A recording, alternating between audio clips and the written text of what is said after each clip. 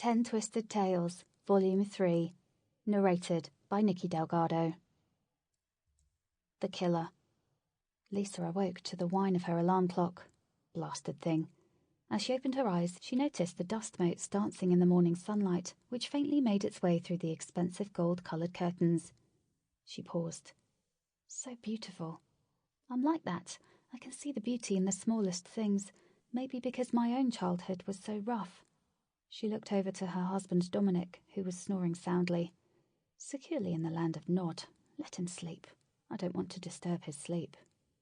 Lisa climbed out of bed as quietly as possible and went into the next bedroom to check on her 2-year-old daughter. Jamie is sleeping soundly as well. She smiled, bent over and kissed Jamie on her forehead.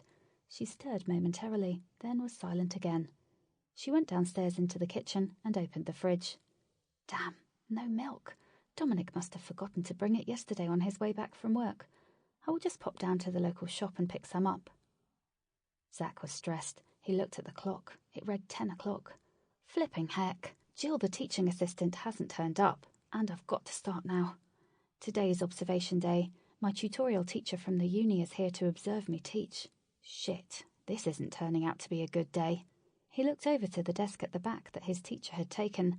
The teacher looked down, giving the impression he wasn't watching him. Nothing for it. I've got to start without the assistant. Zach pulled out his worksheets and handed them to the students himself. Flipping silly cow. I know she's only a volunteer, but today of all days, she could have at least been on time. It seemed to happen in slow motion. Jill saw the lorry move to the left. The woman on the bike had no chance. The bike went under the lorry's huge tyres, along with one of the woman's legs. A scream of anguish ripped through the normal quiet Sunday morning. Jill ran up to the scene of the accident. She had been walking to her Sunday morning English class, where she assisted in teaching migrant domestic workers from foreign climes. Oh my God, there's blood everywhere. She saw the woman cyclist. Her leg had been completely crushed, and her breathing was rapid, and her eyes kept opening and closing as she fought for her life. Like a fish flopping on a boat, she thought. She reached the scene. Although she had seen scenes like this many times before, it still shook her.